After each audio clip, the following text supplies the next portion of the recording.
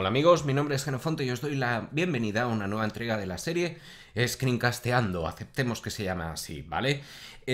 Antes de empezar con la intro y todo lo demás, os quiero agradecer la muy buena acogida que ha tenido esta serie o que está teniendo esta serie de videotutoriales. Me llama la atención especialmente que muchos de los que comentáis sois tutoreros o screencasteros, como os queráis llamar a vosotros mismos, de los veteranos.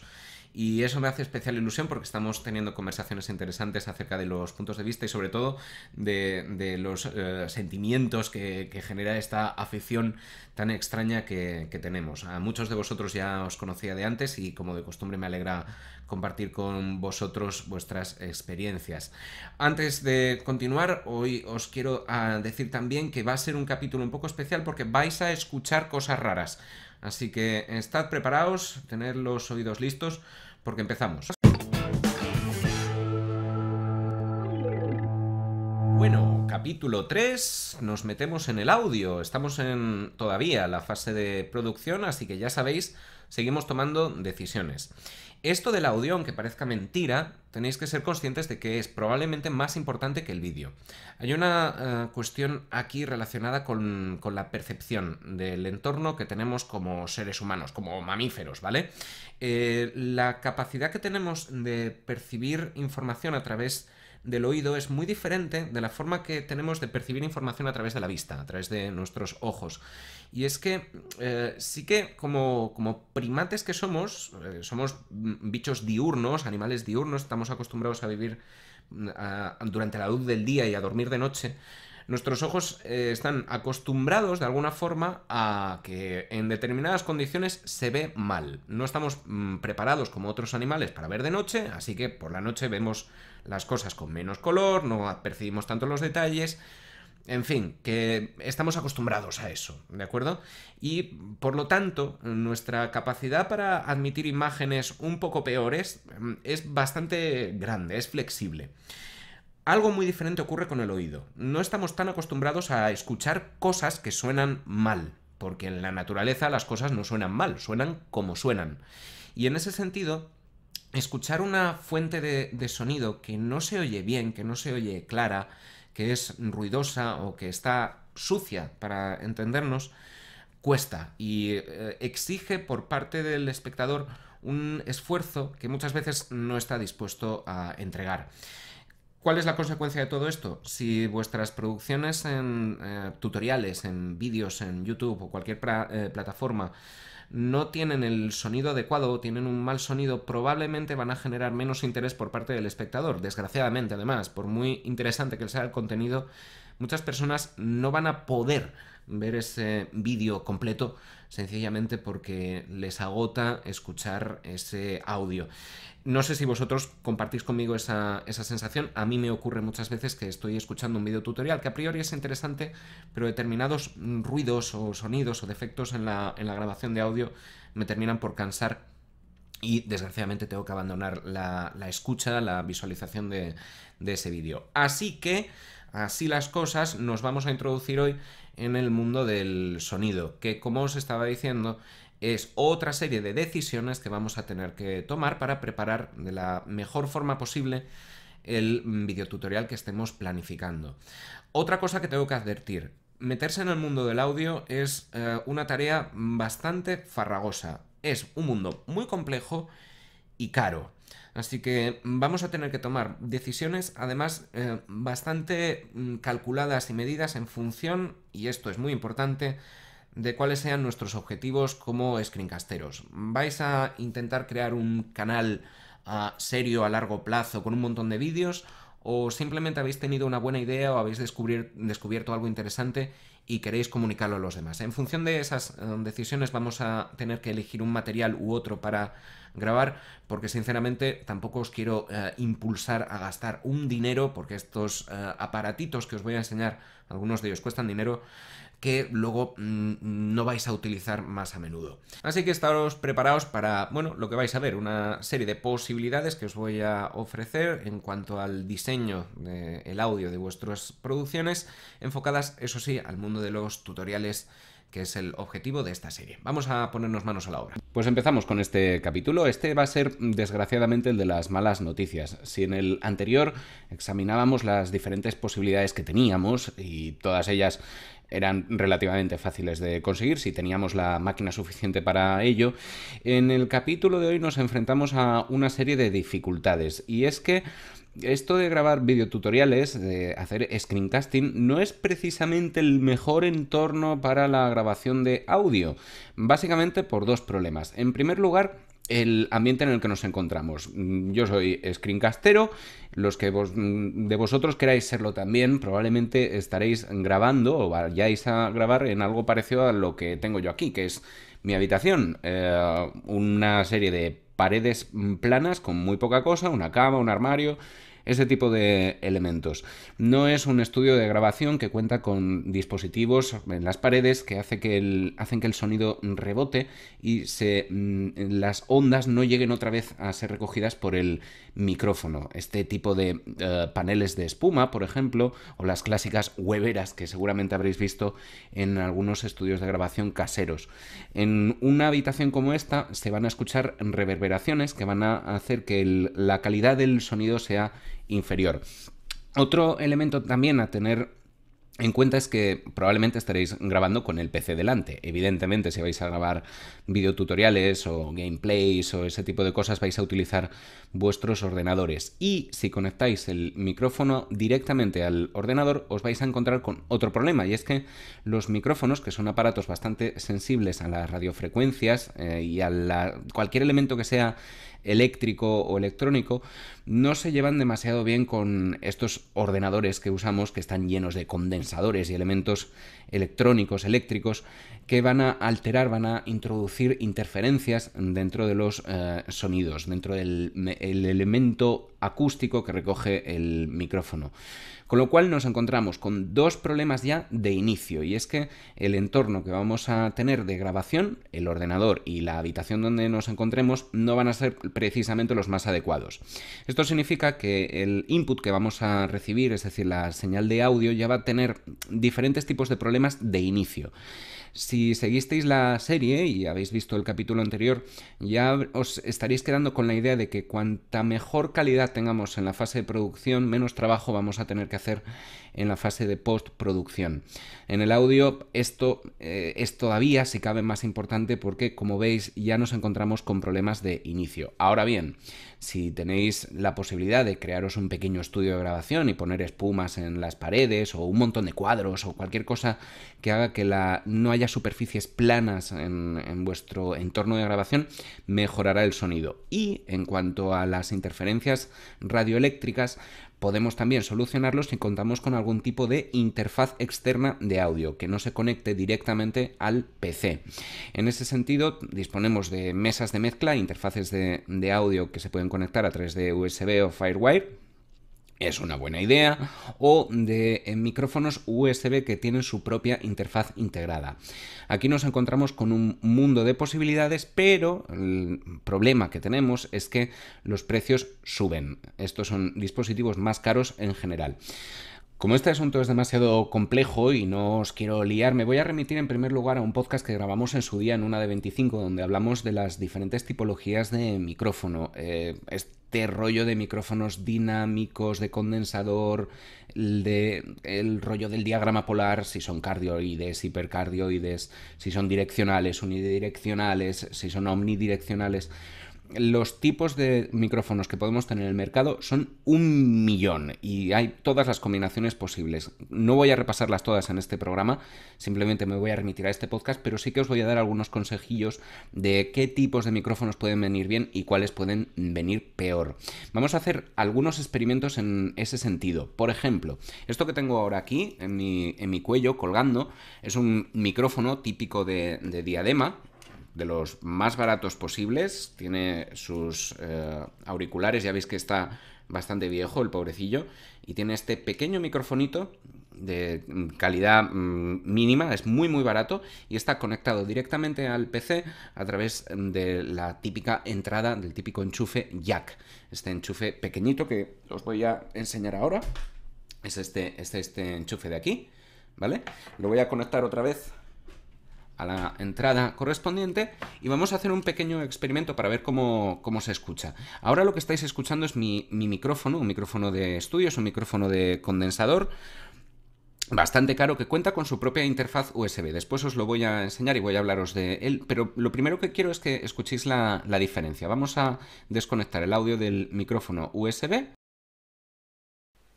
y ahora vamos a conectar el de la diadema. Ya veis que la calidad del sonido es diferente. Me lo voy a colocar bien para que... sí. Bien. En teoría esta es la posición para un micrófono de este tipo.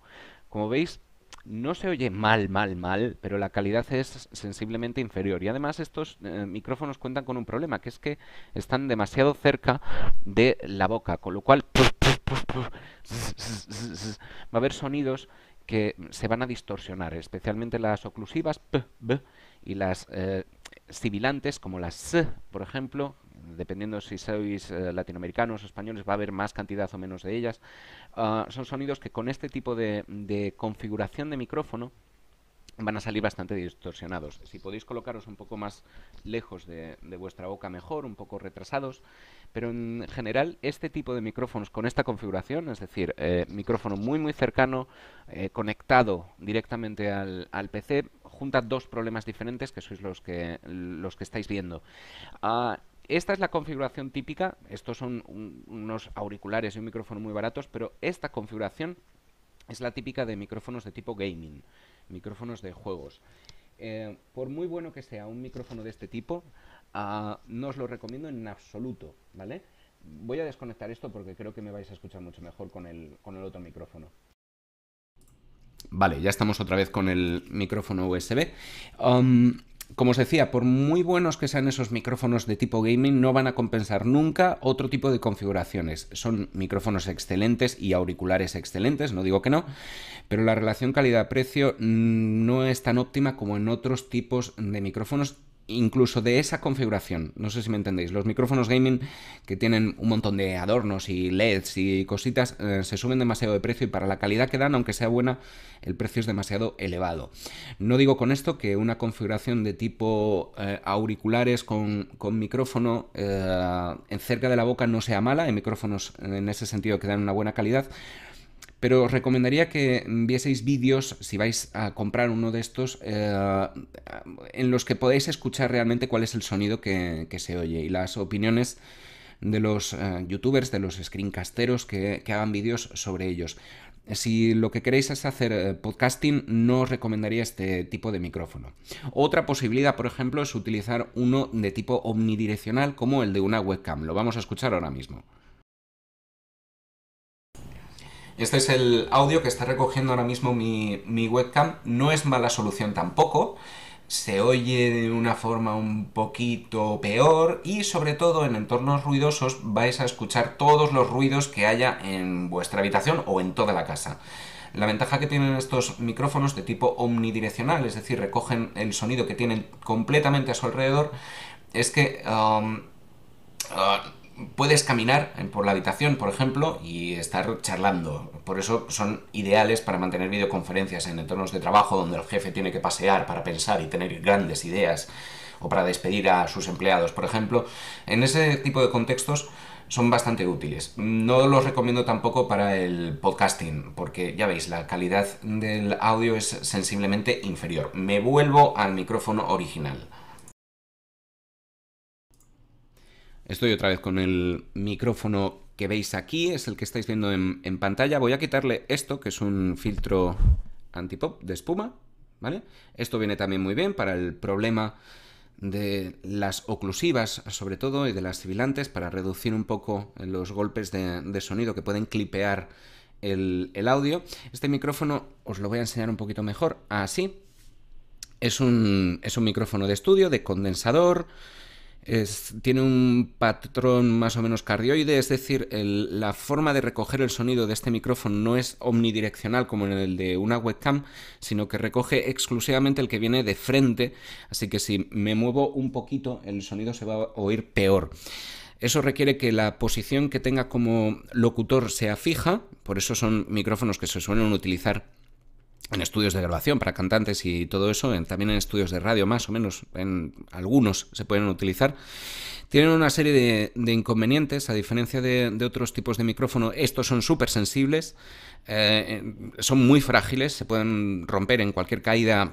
Este micrófono acaba fulminado. Un micrófono de tipo dinámico es mucho más resistente. Este micrófono es un micrófono dinámico, no le va a pasar nada porque lo golpee en absoluto, es un micrófono muy, muy resistente.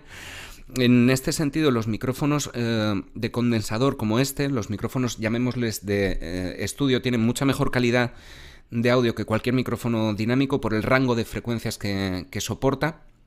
Así que los sonidos se van a escuchar mejor y van a dar mejor calidad de audio. Son micrófonos muy sensibles también a la ganancia que le podemos meter, es decir, a la cantidad de energía que va a recibir este micrófono. En este sentido, son micrófonos que, bien ajustados, no van a recoger tanto ruido en torno como otros tipos de micrófono, como por ejemplo los omnidireccionales. Y si hablo lo suficientemente cerca, puedo bajar la ganancia para que no recoja ruido externo y se oiga exclusivamente mi voz. Además, cuenta con este efecto de proximidad que probablemente estéis escuchando ahora. Si hablo a una distancia adecuada, bastante cerca, esta suele ser la medida adecuada, no estoy haciendo el tonto, esto es real. En esta distancia se produce un efecto denominado de proximidad en el que se levantan un poquito los graves y la voz resulta un poquito más cálida. Estos micrófonos pues serían en principio los ideales, aunque hay dinámicos también excelentes. En función de las circunstancias en las que estéis, os recomendaría uno u otro. En un entorno muy, muy, muy ruidoso, probablemente un micrófono dinámico, que son menos sensibles, podría ser más recomendable. En un entorno un poquito más controlado, un micrófono de estos de condensador puede que sea una opción, pero ya os digo que cuentan con una serie de inconvenientes, así que os lo dejo a vuestra elección. Otro elemento importante de estos micrófonos ya de gama profesional es el tipo de interfaz con la que cuentan. Este, por ejemplo, es un micrófono USB, está conectado directamente al ordenador a través del USB porque cuenta con su propia interfaz, es decir, dentro del micrófono cuenta con diversos elementos de control, la ganancia. Tiene un filtro para filtrar bajas frecuencias, así elimina ruido externo. Tiene también el monitoreo, es un elemento muy importante. Yo puedo conectar a este micrófono unos auriculares y poder escuchar lo que yo estoy diciendo, y de esa forma puedo controlar perfectamente qué es lo que se está grabando. Esta es una ventaja muy importante que os recomiendo que probéis si estáis grabando podcast o estáis grabando screencast, que podáis tener control sobre lo que se está grabando, porque no sabéis nunca, si no tenéis este tipo de monitoreo, qué es la entrada que está recibiendo el micrófono. Este micro, en ese sentido, pues es bastante completo y lo compré básicamente por esa razón. Cuenta con todo lo que yo necesito para tener un buen control sobre el audio sin necesidad de tener muchos aparatos sobre la mesa. Lo compré además porque es bastante portable, en ese sentido no tengo que llevar demasiadas cosas y tiene un maletín que es bastante cómodo. Y en ese sentido, en su día fue la opción con la que me quedé. Este mismo tipo de micrófono, ¿vale? De condensador, patrón cardioide, bla, bla, bla, bla, bla, de la misma marca, si no tuviese esta interfaz interna USB, sería muchísimo más barato. Si tuviese el clásico enchufe que se llama XLR, que es un enchufe muy muy característico de este tipo de aparatos de microfonía, y se conectase a su interfaz de audio, sería un micrófono mucho más barato, ¿vale? Y este micrófono así es muy caro. Así que pensadlo muy muy bien si vais a tomar esa decisión de grabar vuestros screencast. Este micrófono de gama alta da un sonido fantástico y se pueden hacer muchas cosas con él, pero son caros, ¿de acuerdo? Este me costó alrededor de los 200 euros y más o menos los micrófonos de este tipo, micrófonos de condensador con su propia interfaz USB, andan más o menos siempre por ese rango.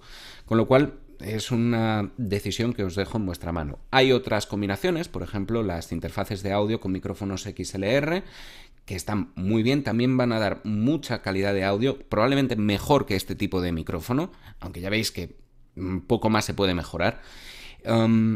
Son muy bonitas, a mí me gustan mucho, me encantaría tener una interfaz de audio en mi estudio, pero no me lo puedo permitir, desgraciadamente. Donaciones, amigos, donaciones. Y cuentan además con la ventaja de que podemos conectar diversos tipos de micrófonos que son bastante más baratos que los que cuentan con su propia interfaz. En cualquier caso, la combinación de una interfaz de audio con un micrófono XLR pues va a salir más o menos por el mismo precio, unos 200 euros, $200 en función de la divisa que manejéis. Probablemente ese sería el rango mínimo a partir del cual empezar a tener un estudio de grabación de sonido más o menos adecuado. Ya veis, el problema con el que nos enfrentamos con el audio es que si queremos tener una salida de audio profesional o pseudo profesional o correcta o limpia, vamos a tener que gastarnos el dinerito y ese es un problema. ¿Quiere esto decir que la grabación de audio con elementos más baratos va a ser mala? Pues no necesariamente. Se pueden hacer limpiezas en postproducción, se pueden arreglar los niveles, se pueden hacer muchas cosas que son adecuadas para la grabación de audio correcta, pero la calidad que da un aparatito de estos pues es mejor. Entonces os lo dejo a vuestra elección. No os recomendaría que compraseis un micrófono caro si simplemente queréis grabar un tutorial y ya está, pero si tenéis un poco de ambición y queréis grabar una serie de videotutoriales o de podcast, os recomendaría que os pasaseis a algo, una solución un poco más compleja, porque entiendo que será vuestro hobby, así que os lo vais a pasar mucho mejor jugando con este tipo de aparatitos. Ahí tenemos que ser todos muy sinceros con nosotros mismos y decidir qué es lo que más nos conviene. Y este es otro escenario posible. Ahora mismo estoy grabándome con la videocámara y vais a escuchar dos tipos de sonido diferente. En primer lugar, el sonido de mi micrófono de estudio, y esto que estáis escuchando ahora es el micrófono integrado de la cámara. Como veis, la calidad es bastante diferente y esta es otra de las posibilidades que tenemos. Y como veis, la calidad difiere un poco, a pesar de que este micrófono en estas circunstancias, en esta posición que tengo ahora, no es precisamente lo ideal, pero funciona bastante mejor que el micrófono integrado de la cámara. ¿Queréis volver a probarlo? Vamos a escuchar otra vez con atención. Este es el micrófono de estudio, el que está grabando mi voz, y ahora lo que estáis escuchando es el micrófono integrado de la cámara. ¿Cuál preferís? Hay otro tipo de micrófono que no quería olvidar y que os voy a recomendar. Se trata de los micrófonos de tipo corbata o lavalier. Aunque parezca mentira, estos micrófonos dan una calidad, si son micrófonos buenos, excelente. Y además cuentan con una serie de ventajas que son interesantes. Se pueden conectar a una videocámara externa, por ejemplo, y tienen cables bastante largos, o incluso los hay inalámbricos, aunque son más caros, y podemos grabar audio desde nuestra cámara externa de gran calidad. Además, no son tan llamativos ni tan aparatosos como otros tipos de micrófono, como por ejemplo este de aquí, con lo cual vuestra imagen va a quedar más limpia sin tanto aparato y va a quedar mucho más estético que unos enormes cascos con un micrófono en un lado. Desde luego. Se pueden guardar mucho más fácil, no molestan tanto. Las ventajas son bastante grandes. Son micrófonos caros también, aunque parezca mentira de nuevo, por muy pequeños que sean, son micrófonos caros, pero es una opción muy a tener en cuenta. Probablemente, si no me gustasen tanto estéticamente este tipo de micrófonos, estaría grabando con un lavalier, con un micrófono de corbata. Tenedlo en cuenta también porque son micrófonos muy interesantes. Bueno, a partir de aquí, ¿qué es lo que nos queda? Pues algunos consejillos para grabar. Antes de la grabación, monitorear el sonido. La monitorización del sonido antes de la grabación es fundamental para tener controlado cuál va a ser el output final, es decir, el material con el que luego vamos a trabajar en la postproducción. Si cometemos errores en la grabación de sonido, en la producción, difícilmente van a ser solucionables en la postproducción, si son errores graves. En ese sentido, controlar los niveles de audio es fundamental y eso solo se puede conseguir con el monitoreo. Por suerte, hay dos tipos de monitoreo, el directo a través de unos auriculares, de unos cascos, de unos como estos son unos monitores AKG fantásticos, muy bonitos además, me encantan. Simplemente me pongo los cascos, ¿vale?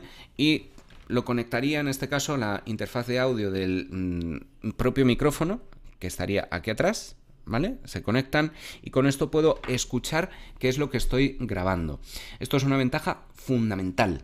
Si no disponéis de posibilidad de monitorear el audio, lo que os aconsejo es que lo hagáis de cualquiera de las maneras. Y hay muchas formas de monitorear audio. Por ejemplo, en OBS, me voy a ir a OBS para que lo veáis. Esta línea verde está monitoreando el audio. Si llega al tope, si llega al máximo, es que estoy haciendo algo mal y hay demasiado audio, demasiada entrada de sonido y debería bajar la ganancia, debería bajar el volumen del audio, pues en OBS con este aparatito de aquí, este deslizador, o utilizando directamente los controles externos de hardware de nuestro micrófono. Ya veis que ahora mismo estoy en un nivel intermedio que es aceptable y además puedo jugar con esa entrada de audio. Después en la fase de postproducción, si llegase al límite, estaría grabándolo mal, se oiría muy clipeado y no habría forma humana de recuperar ese sonido clipeado, ¿de acuerdo? Así que controlarlo o bien a través de audición directa o a través de cualquier método, bien sea este o incluso un consejo que os puedo dar es con Audacity simplemente grabar un archivo de audio y observar la onda. Si la onda está llegando a los extremos, es una onda que está clipeada. Si está en la zona central de el gráfico, entonces está bien. Vamos a hacer la prueba, por ejemplo. Ahora estoy grabando y este sonido, por ejemplo, que estáis escuchando ahora, está bien, es un poco bajito, pero puedo jugar con él después en postproducción. Puedo subir un poquito la ganancia y hacer lo que se llama normalizarlo, que los sonidos más bajos suban un poco, los más altos bajen, para que quede todo más o menos igualadito. Si yo subiese demasiado el audio, a ver, así, pues estos golpes están clipeados, ¿de acuerdo? Así que controlad eso y una vez que esté controlado eso, probablemente vuestro sonido se oiga mucho mejor. Si no hacéis monitorización, vais a tener un montón de problemas después y esto es fundamental. Otros trucos interesantes pueden ser, por ejemplo, buscad si tenéis un entorno ruidoso, momentos del día donde no haya tanto ruido. Vosotros conocéis vuestras casas mejor que yo, así que sabéis si los domingos por la tarde, por ejemplo, hay menos tráfico y no se oye tanto ruido. Si tenéis familia, pues esperad a que haya un momento de soledad por vuestra parte. Esto del screencasteo es muy solitario, os lo aseguro. Buscad también que la habitación no reverbere, si tenéis la posibilidad de elegir habitaciones para grabar lo que sea una donde el sonido no reverbere tanto. Eso se sabe muy bien simplemente chascando los dedos y escuchando. Si el sonido no reverbera, si no se escucha como un pequeño eco, probablemente la habitación sea adecuada para grabar. Cuantas más cosas tenga la habitación, mejor. Cuadros, armarios, cosas donde el sonido rebote, las ondas se rompan y no lleguen otra vez al micrófono.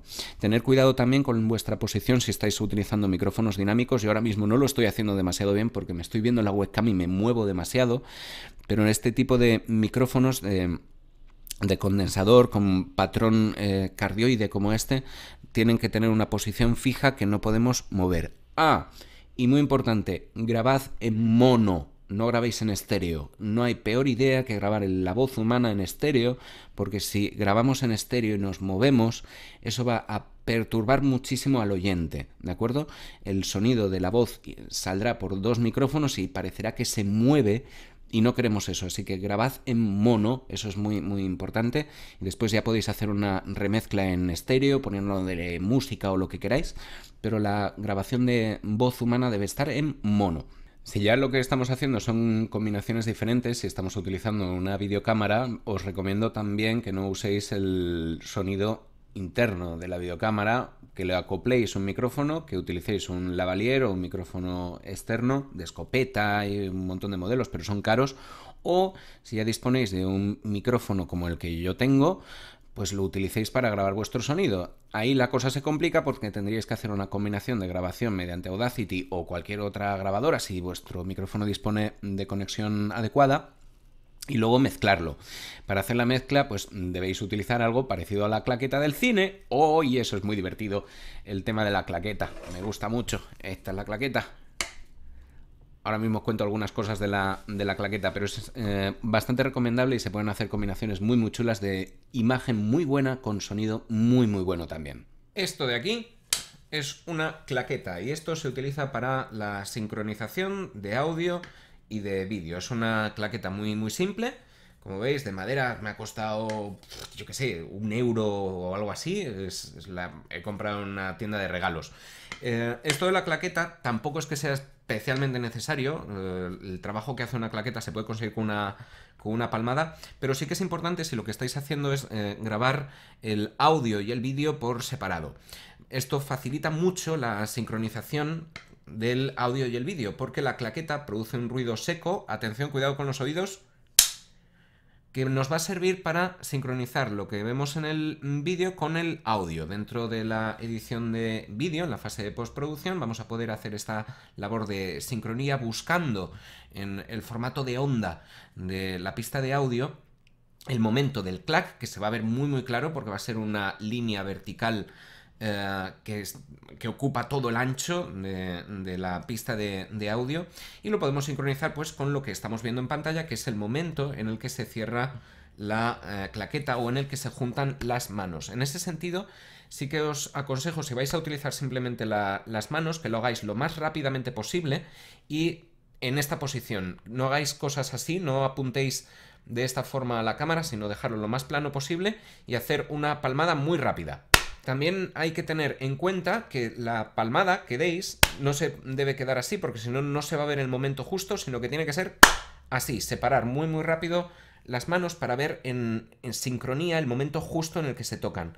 No va a ser tan preciso como la claqueta, porque evidentemente nuestras manos están hechas de carne, son blandas y va a haber un par de fotogramas incluso donde las manos van a estar juntas. Así que os recomiendo, si podéis o si la encontráis barata, que os hagáis con una claquetita de estas que va a dar un golpe muy seco y que va a funcionar muy bien para la sincronía. Básicamente por eso me la he comprado.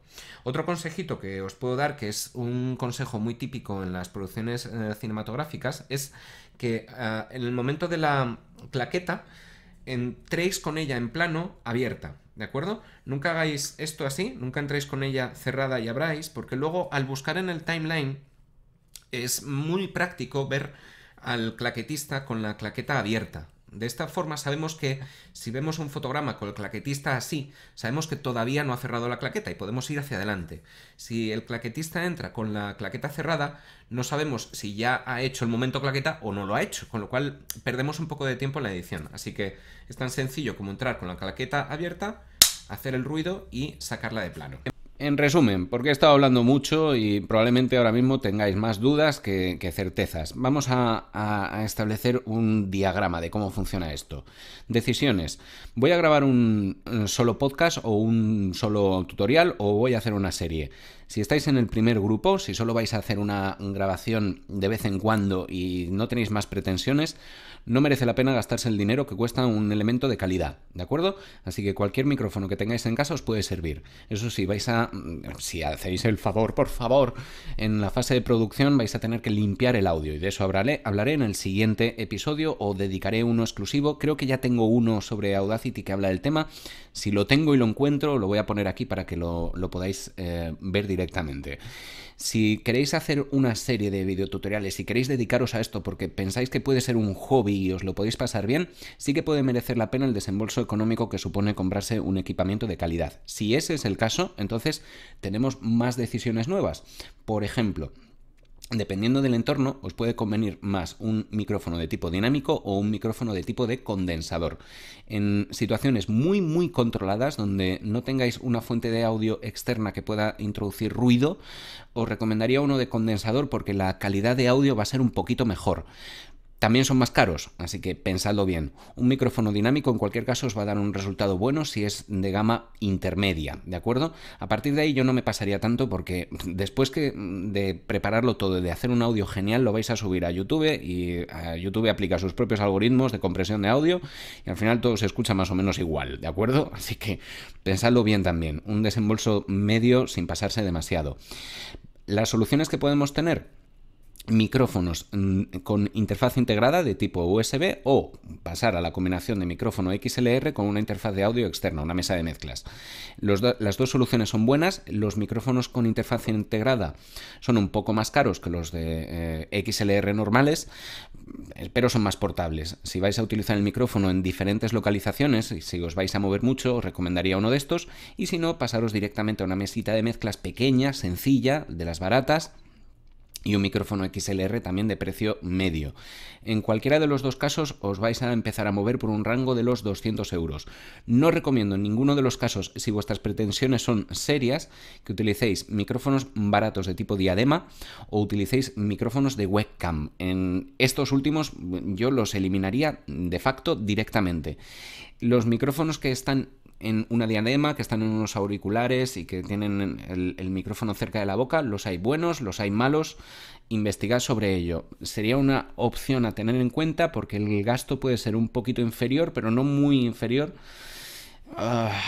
Yo me lo pensaría. Si queréis hacer algo más o menos serio, pensadlo. Investigad también si disponéis de monitoreo. Si no lo tienen, estos cascos con auriculares pueden ser una opción a desechar.